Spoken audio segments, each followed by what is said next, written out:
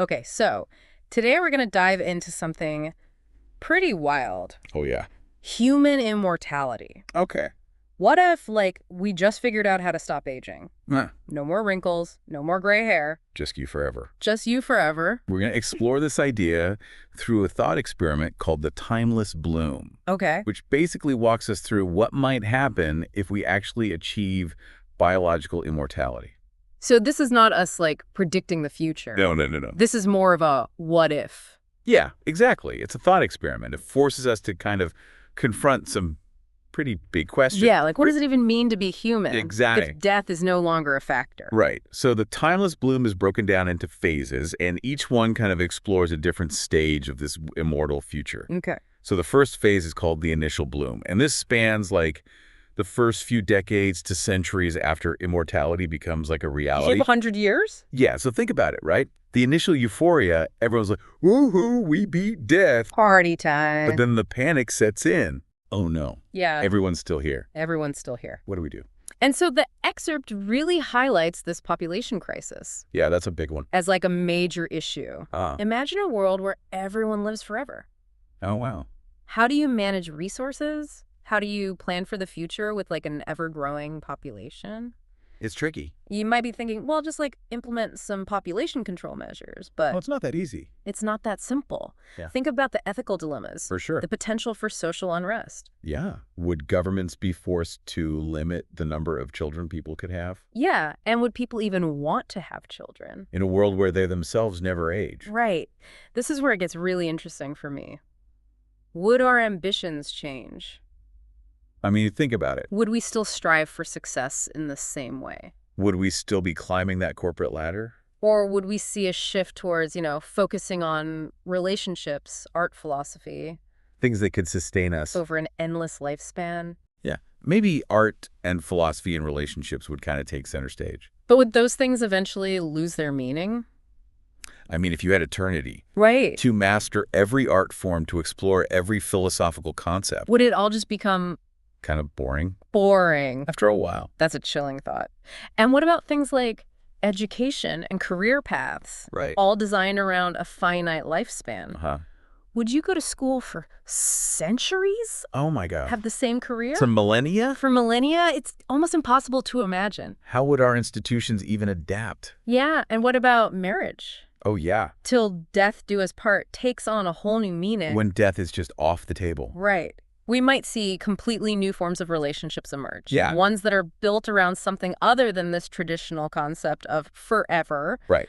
It's mind-blowing to think about how this initial phase of immortality Just the beginning. would completely reshape society as we know it. It wouldn't just be a change. It would be a total upheaval of everything we consider normal. For sure. Yeah. Wow. So That's a lot to think about. it is. Just in the first 100 years Yeah, just the first 100 years. of immortality. Yeah. Wow. Okay, so What happens next? yeah, what happens next? And that's just the first phase. Oh my gosh. Right. Yeah. The really crazy stuff starts to happen when we move into like the second phase There. called the long now, which spans millennia, Millennia. even mega years. Okay, my brain is already starting to hurt. Yeah. We're talking about timescales that are just like impossible Yeah. To wrap your head around. to grasp. Uh-huh. So, okay, millennia into the future, what's going on? Yeah. What's happening with humanity?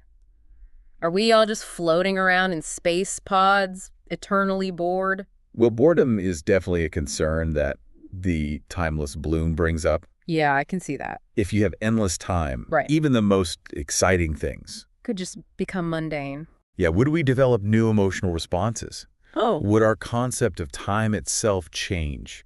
It makes you wonder if like happiness or fulfillment or even sadness, would they even still be relevant Yeah, would we still crave novelty in the same way? and challenge Yeah. in the same way? Exactly. And what about relationships? Imagine being married to the same person for 1,000 years, 10,000 years. A million years. Would love even evolve into something completely different? Yeah. Would we even recognize it Yeah. as love? As love. You're really making my brain work overtime here, but it's so fascinating to think about how, like, our very nature might change. Over these vast stretches of time. Right, and it's not just like our psychology, it's also culture. Like, Right. would we still have nations? Would we still have language? Languages? Would humanity even be a unified concept anymore? So the timeless bloom kind of touches on this fragmentation of human culture. Yeah, okay. Languages could evolve to the point where they're just mutually unintelligible. Wow. Entire civilizations could rise and fall within those timescales. Within those timescales. Yeah. And we could end up with a whole bunch of different human cultures, Wow. each as distinct from each other as like we are from ancient civilizations. It's like we'd become different species even though we all like came from the same place. Right. Different branches on that evolutionary tree, Exactly. each adapting to their own environment and circumstances. So then what does it even mean to be human in that kind of scenario? Right? Would we still share any values Would we even recognize each other? as being part of the same species? This is really making me question everything I thought I knew. I know. And what about science and technology? Oh. With potentially millions of years to dedicate to research. Right. Surely we'd be able to solve like every mystery in the universe. I mean, that's what's so tantalizing about this idea of immortality. Yeah. Imagine the scientific breakthroughs we could achieve. We could map the entire universe. Understand the nature of consciousness. Crack the code of time travel. The possibilities are endless. Mind-boggling. But would we lose ourselves in the pursuit of knowledge? Oh, that's interesting. Would we become so specialized, so focused on like our individual fields Yeah. that we lose sight of the bigger picture? So the excerpt doesn't really dive too deep into that aspect, Okay. but it does raise this question. Of whether we would even be able to comprehend all this knowledge Right. that we might accumulate over millions of years. Yeah, would our brains even be able to process it all? Yeah. Would we need, like, new ways of thinking, new ways of storing and accessing information? Maybe we'd have to like evolve a collective consciousness. Like a shared network of minds to like hold all of that knowledge. You're pushing the boundaries here. I know, but that's what I love about this thought experiment. Right. It makes us think beyond Our current understanding. our current understanding. And imagine possibilities that are really beyond our grasp. Okay, so just when I thought we couldn't go any deeper down this rabbit hole, Oh, there's more. there's another phase to explore. There is. The deep time horizon, where we venture into eons and beyond. It's like forever and then some. Forever and then some. And this is where things get really existentially challenging. Okay, so we're talking about a time frame that's like literally beyond human comprehension. Yeah, Does purpose even have any meaning? it's a good question. When you're dealing with eons, Yeah. can any goal, any ambition really hold up under the weight of that much time? So that's one of the big questions that the timeless bloom kind of explores in this final phase. Okay. Like, what could possibly motivate a being that has, for all intents and purposes, an infinite amount of time? Right. Would we even still set goals? Would we just drift aimlessly? Or would we become so overwhelmed by, like, the vastness of time Yeah. that we just kind of float through existence? I mean, even thinking about it now makes me feel a little lost. Yeah. Like, what's the point of doing anything if you have forever to do it? So the excerpt doesn't shy away from that feeling of potential meaninglessness. Okay. It suggests that, like, maybe the concept of purpose itself might need to evolve. Okay. Instead of, like, focusing on achieving specific goals, maybe our purpose would become the pursuit of understanding, Oh. of experiencing, Just being. of simply Yeah. being Yeah. in a way that we can't even grasp right now. So it's not about reaching a destination, No. but it's about the journey itself. I can Exists. kind of wrap my head around that, but it's definitely like a different way of thinking about life Yeah. than what we're used to. It raises other questions, too. Okay, like Like, what? if our lifespans are effectively infinite, Right. does the universe itself become our playground? Oh. We talked about space travel and colonization. Yeah. But on a timescale of eons, those things almost seem inevitable. It's like once you remove the constraint of time, Yeah. the possibilities become limitless. Limitless. We could spread out across the galaxy and encounter other civilizations. maybe even create new universes. Okay, now you're just showing off. Oh, no. But okay, so the timeless bloom doesn't really like get into the specifics of what we might do with all that time and space. No, that doesn't. But it does kind of suggest that our understanding of ourselves, our place in the cosmos, Yeah. would undergo like a radical transformation. Yeah. We wouldn't just be humans anymore. What would we be? We'd be something else entirely. Oh, A cosmic species. with a perspective that spans billions of years. Billions of years. Okay, my mind is officially blown. I know, right? But here's something I keep coming back to. Even if we figure out how to live forever, doesn't the universe itself have an expiration date?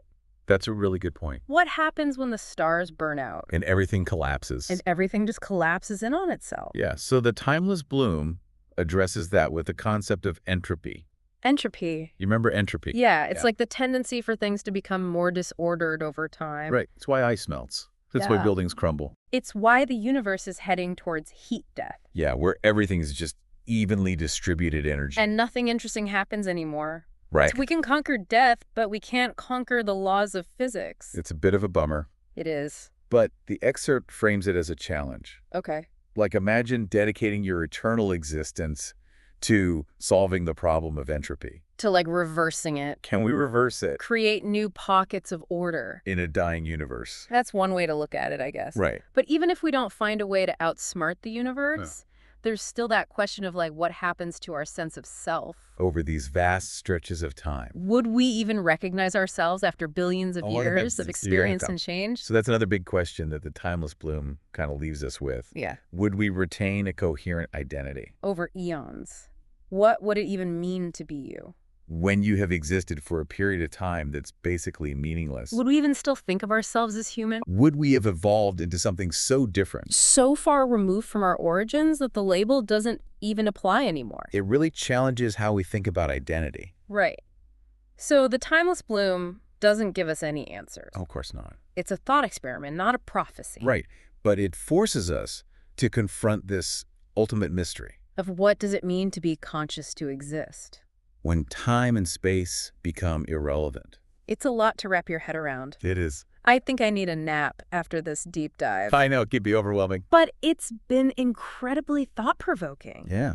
It's made me question everything I thought I knew about death. And what it means to be human. What it means to be human, exactly. And that's the whole point, right? Yeah. The timeless gloom isn't about giving us concrete answers. Yeah. It's about challenging our assumptions Expanding our horizons and prompting us to ask these big, uncomfortable questions. that we might otherwise avoid. Exactly. So, to our listeners out there, we want to hear from you. What are your thoughts on this whole timeless bloom scenario?